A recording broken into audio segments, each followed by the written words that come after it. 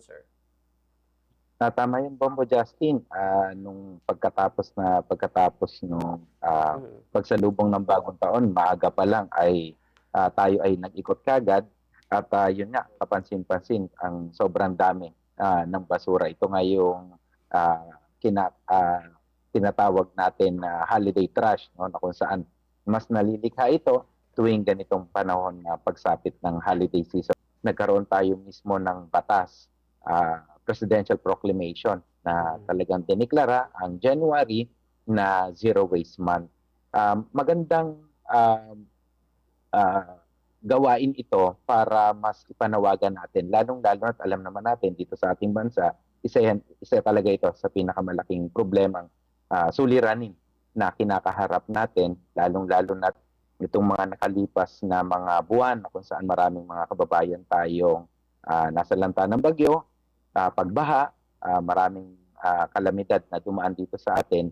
Ang isa sa laging nagiging isa sa nagiging sanhi nito, lalong-lalo na kung pagbaha, ay yung dami ng basura. Kumbaga, hindi Mhm. lang dapat ito tuwing Enero or Enero. January ginugunita, kundi dapat sana maging daily habit ito, daily lifestyle talaga yung tunguhin ito, yung behavior changes, yung kultura natin, no? Sa ngayon kasi ang datos na nakikita natin halos ang bawat isa sa atin per capita ay halos 1 kilo, almost 1 kilo per day ang basura na inililikha. Kasama na dyan yung mga ilan mong mga disposables na ginagamit. Pag kumakain ka, ang dami mong tinatapon. Even yung mga bata, no? Yung mga kinakain nila, kung meron mang packaging yan, itatapon nila. So, bawat isa sa atin ay talagang halos malaki, no? Almost 1 kilo. Imagine natin, no? Mabigat po yung 1 kilo na yan para maging basura. At kung susumahin natin, halos dito po sa atin ay 61,000 metric tons solid waste, no, yung na-degenerate natin daily. So malaki po talaga yung problema na ito at yun na nga po, dumating na nga doon sa punto na halos napupuno na yung ating mga landfill, no, yung pinaglalagakan natin ng ating mga panapon. So, nag implement supposedly dapat ang mga barangay or community ng tinatawag na materials recovery facility.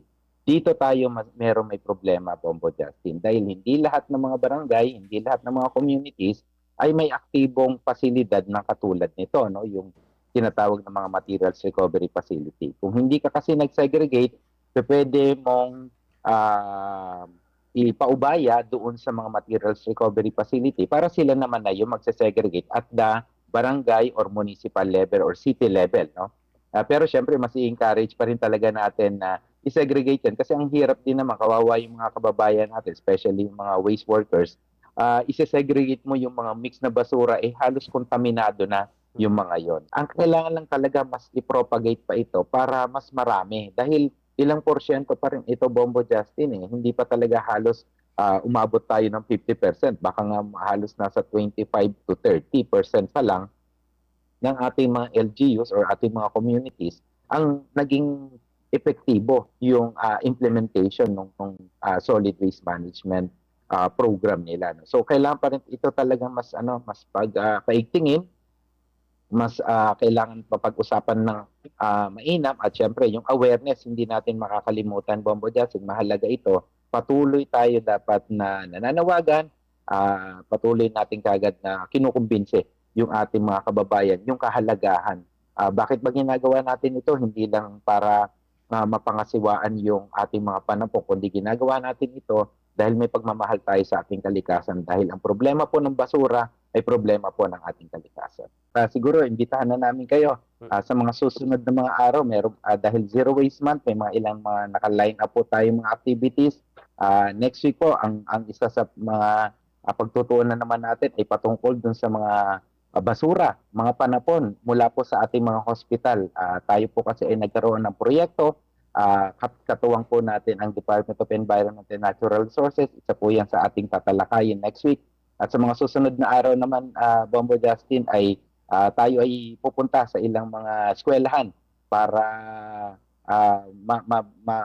makapagpanayam tayo, no, patungkol nga po dito sa zero waste, paano naman po yung sa mga paaralan, sa mga schools, mababawasan yung kanilang panapon at syempre yung pagbibigay po ng importansya doon sa ating prinsipyong zero waste o walang aksaya.